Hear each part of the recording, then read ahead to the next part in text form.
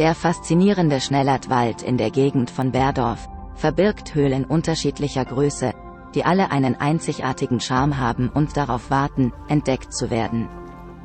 Einer von ihnen bewacht in seiner Stille die Geister jahrtausendealter Geschichten.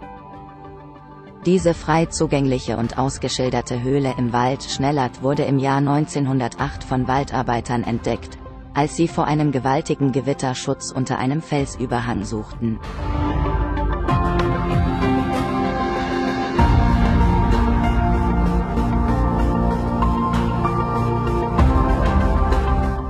Es wurde ein großer Raum mit Resten antiker Töpferwaren, Knochen, Feuerstellen, Spinnrädern und anderen interessanten Artefakten gefunden.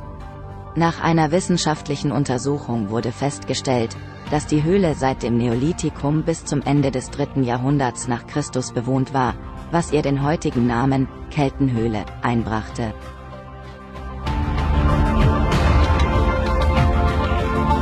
Die jüngsten Siedlungsspuren befinden sich vor allem im hinteren Teil der Höhle, wo es zu einem Einsturz kam.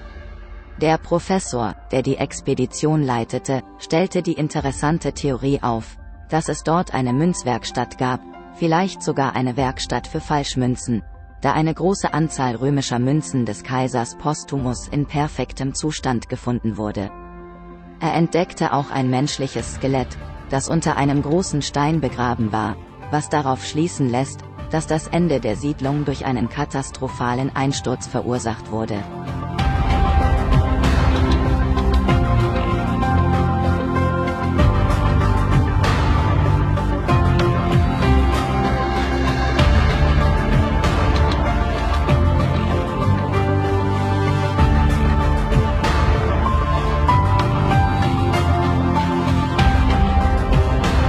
Weiter oben überragt ein sogenannter Pseudodolmen die Keltenhöhle.